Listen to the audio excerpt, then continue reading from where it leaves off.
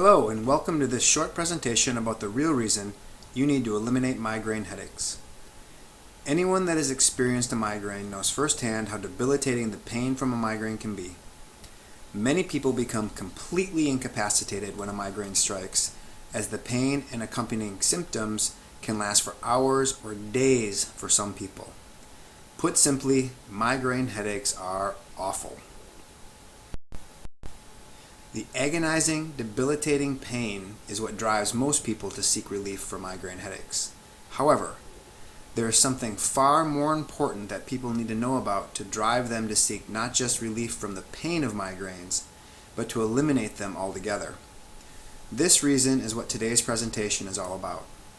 It is my hope that after watching this presentation, you will be motivated to not just get rid of the pain, but rather seek to address the underlying cause or causes of your migraines so that you can eliminate them for good. My name is Chad Oler and I'm a naturopathic doctor. I started researching migraine headaches back in 2001 because my wife suffered from debilitating migraines that would incapacitate her for 6 to 18 hours with little prior warning. It was excruciating to watch her during these episodes. I can only imagine what it felt like for her. This drove me to try and figure out how to eliminate her headaches. What I found during my research astonished me. Over 45 million Americans suffer from chronic headaches. That's over 1 in 6 people. 36 million of these people suffer from migraines. That breaks down to about 18% of all women and 6% of all men. 75% of migraine sufferers are women, a quarter of whom experience 4 or more migraine attacks every month. We've actually seen people in the clinic that average 3 to 4 migraine attacks every week. For these people, migraines are basically controlling their lives. To put this in perspective, if you go through your neighborhood right now and count off every 4th house, it is likely that at least one person in that household suffers from regular migraine headaches. Most people that experience recurring migraines are between 35 and 55 years old, but we've seen kids as young as 10 years old have full-fledged migraine headaches. Migraine sufferers make about 80 million doctor visits every year to try and find some relief from their pain. There is no doubt that migraines can be debilitating in and of themselves, but research has uncovered a far more concerning reason migraine sufferers need to reduce and ideally eliminate the incidence of migraine attacks. Research has shown that people that suffer from migraines have a substantially increased risk of heart attack and stroke. Once more, the incidence of heart attack and stroke increases every year if migraines are not brought under control. This slide shows the cumulative incidence of stroke and heart attack in people that suffer from migraine headaches over time versus those that do not suffer from migraine headaches. You can see that the distance between these two lines gets wider and wider as time passes. This indicates greater and greater risk for having a significant cardiovascular event with time for those that continue to suffer with migraines. There's a lot of data out there showing very similar conclusions, but here's a summary. Compared with people that do not have migraine headaches, those that suffer from migraines have a significantly increased risk of major cardiovascular disease, heart attack, and stroke over time.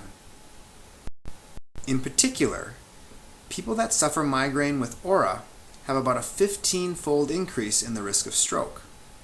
That means the risk of having a stroke is about 15 times greater than a person of similar age that has not had regular migraines. People that suffer migraine without aura have about a 9-fold increase in the risk of stroke. Another amazing finding. Research has shown that women with migraines that also take hormones for birth control have an even higher risk of stroke than those that do not take hormones for birth control. When I saw this data, I was absolutely blown away. My wife, who had suffered migraines for years and had been to several different doctors, had never heard any of this, nor of any of the hundreds of migraine sufferers we've worked with over the years.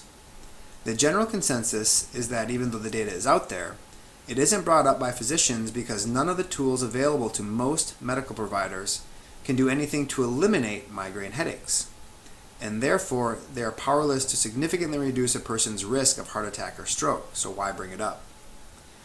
This prompted me to look for a solution, but one question remained. Why? Why do people that experience regular migraine headaches have such a substantially increased risk of stroke and heart attack? To get at that answer, let's start with what leads to these events. Strokes and heart attacks usually happen in one of two ways. The first has to do with a clogged blood vessel, also referred to as ischemia, which means due to lack of oxygen. Ischemia can occur when a blood clot blocks the blood flow through a vessel to the brain or the heart, which prohibits adequate oxygen to get to the brain or heart, causing a part of that organ to die. The second major cause of heart attack and stroke has to do with bursting blood vessels. This is called an aneurysm. What happens in this instance is that part of a blood vessel weakens and balloons out.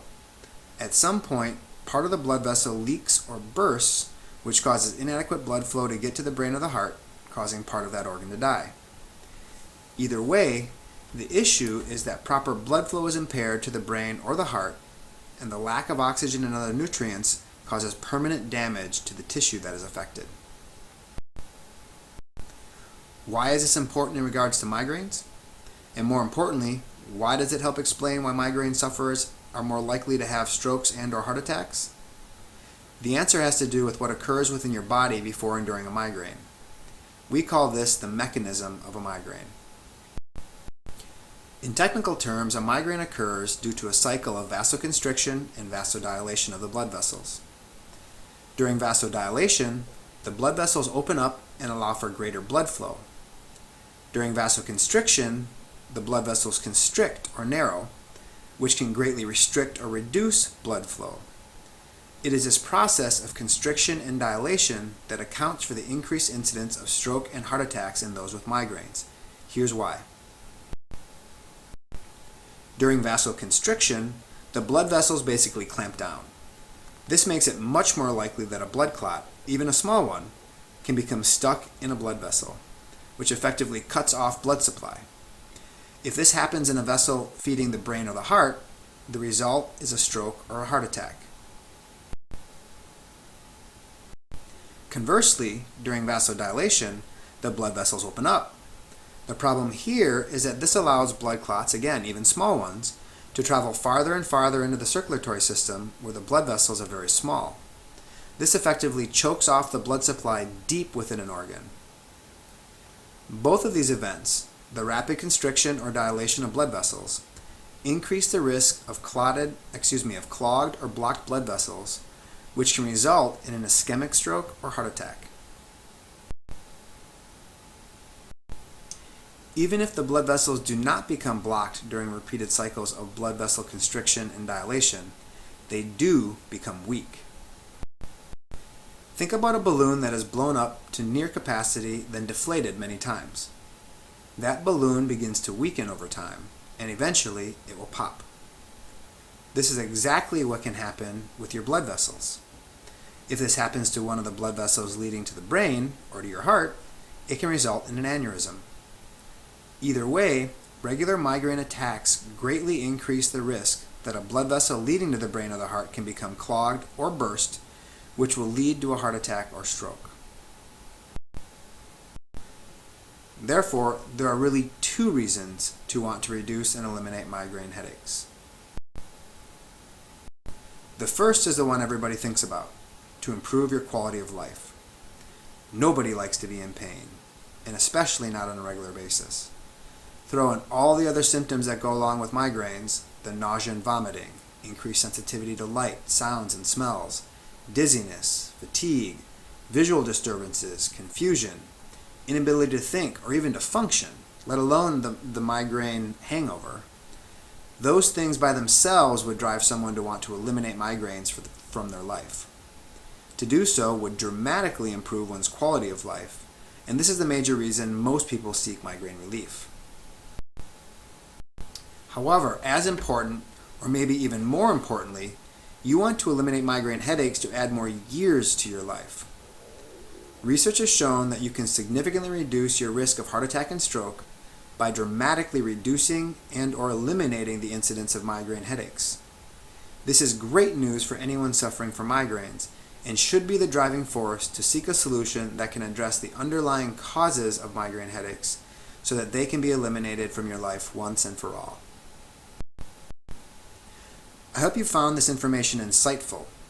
My intent here is to make sure people that suffer from migraine headaches are armed with all the information that is out there so they can make informed decisions and seek out solutions that not only alleviate pain, but add years to their life. If you found this information useful, please share this with your friends, family, and loved ones.